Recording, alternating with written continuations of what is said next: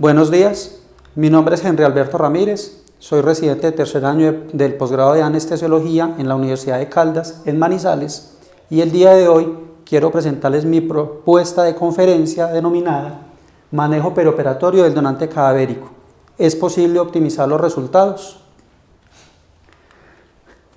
En la sociedad actual tenemos un número creciente de pacientes con insuficiencias orgánicas terminales cuya única expectativa real de curación definitiva es recibir un trasplante de esos órganos que tienen falla terminal. Pero al mismo tiempo, la sociedad se ve en un profundo desbalance permanente entre la disponibilidad de órganos y tejidos para esos trasplantes y la siempre creciente lista de espera de pacientes que necesitan esos órganos o tejidos. Esta gráfica del Reino Unido ejemplifica a la perfección esta realidad y vemos cómo con el pasar de los años el número de donantes, el número de órganos y de pacientes trasplantados permanece prácticamente constante, pero siempre ha sido muy inferior a las listas de pacientes en espera para esos trasplantes, la cual preocupantemente sí ha ido aumentando a través de los años. En nuestras sociedades tenemos particularmente 3 pacientes susceptibles de donar órganos o tejidos. El primer caso, y el más frecuente, es el paciente que sobrevive a un trauma craneoencefálico severo. Casi siempre se trata de pacientes jóvenes con excelente expectativa de vida y con órganos en excelente estado.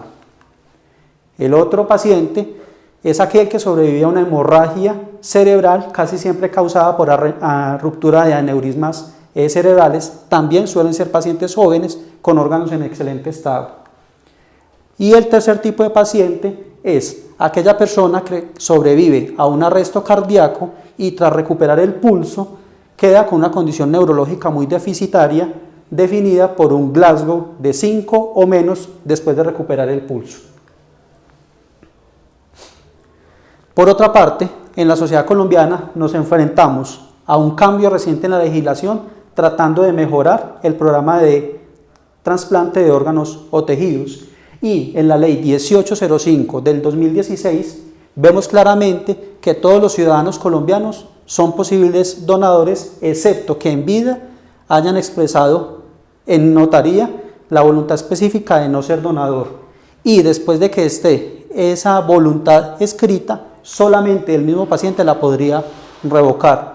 Nos enfrentamos a un panorama donde tendríamos muchísimos más donantes potenciales.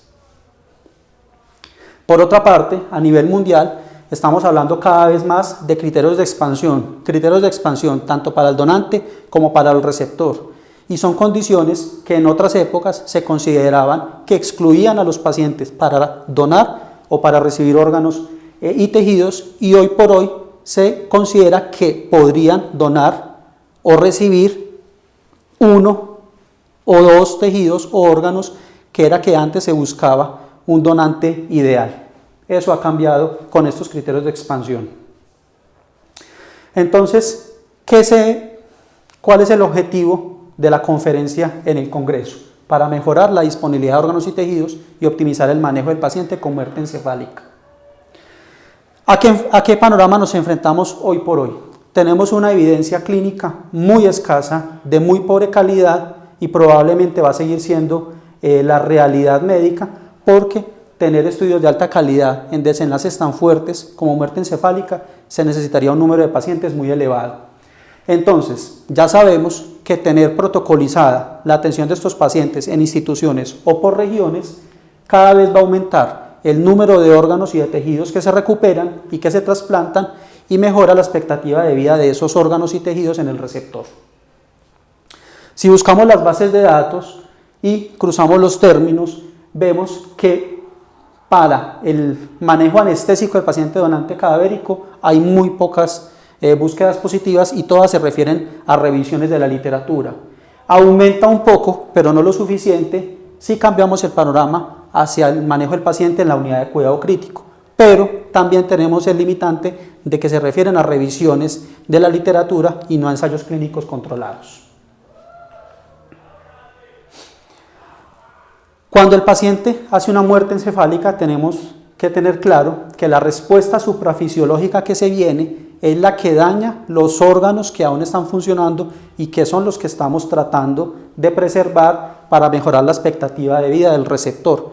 Entonces, bloquear un poco esta respuesta suprafisiológica tan fuerte es la que va a tratar de mejorar la expectativa de vida de los pacientes que están esperando esos órganos, porque hay que cambiar la mentalidad de que el paciente, como ya no tiene pronóstico, no amerita mayores consideraciones de manejo.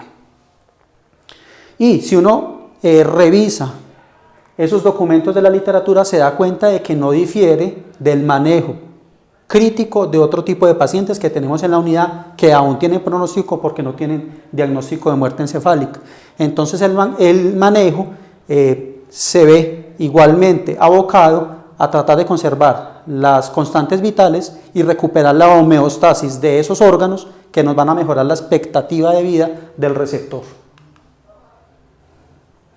Y también en esas revisiones nos vamos a dar cuenta cómo, a pesar de ser un paciente declarado en muerte encefálica, sí tenemos un espacio fisiológico, lógico, para darle una anestesia completa desde todo punto de vista. Y vamos a comprender cómo el paciente debe recibir relajación muscular plena, debe tener una analgesia profunda con opioides de alta potencia y puede recibir analgesia inhalatoria basada en consideraciones fisiológicas claras. Todo se hace con mira a siempre recordar que el paciente declarado en muerte encefálica representa la esperanza de recibir órganos y tejidos de hasta 54 personas en las listas de espera. Muchas gracias.